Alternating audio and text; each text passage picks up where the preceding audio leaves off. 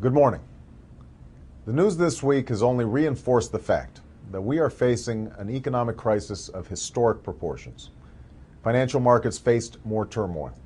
New home purchases in October were the lowest in a half a century.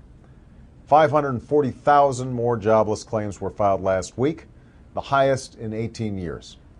And we now risk falling into a deflationary spiral that could increase our massive debt even further. While I'm pleased that Congress passed a long overdue extension of unemployment benefits this week, we must do more to put people back to work and get our economy moving again.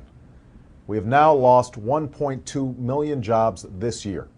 And if we don't act swiftly and boldly, most experts now believe that we could lose millions of jobs next year. Now, there are no quick or easy fixes to this crisis, which has been many years in the making, and it's likely to get worse before it gets better.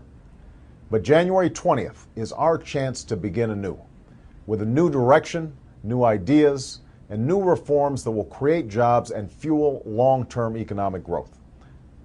I have already directed my economic team to come up with an economic recovery plan that will mean 2.5 million more jobs by January of 2011. A plan big enough to meet the challenges we face that I intend to sign soon after taking office.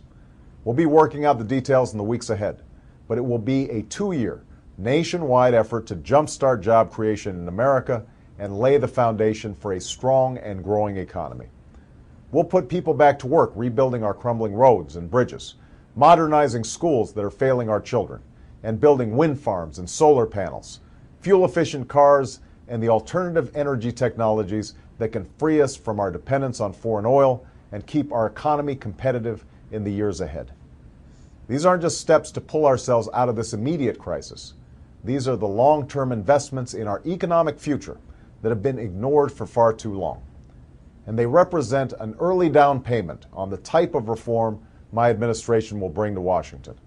A government that spends wisely, focuses on what works, and puts the public interest ahead of the same special interests that have come to dominate our politics. I know that passing this plan won't be easy. I will need and seek support from Republicans and Democrats, and I'll be welcome to ideas and suggestions from both sides of the aisle. But what is not negotiable is the need for immediate action. Right now, there are millions of mothers and fathers who are lying awake at night wondering if next week's paycheck will cover next month's bills. There are Americans showing up to work in the morning only to have cleared out their desks by the afternoon. Retirees are watching their life savings disappear, and students are seeing their college dreams deferred. These Americans need help, and they need it now. The survival of the American dream for over 2 centuries is not only a testament to its enduring power, but to the great effort, sacrifice, and courage of the American people.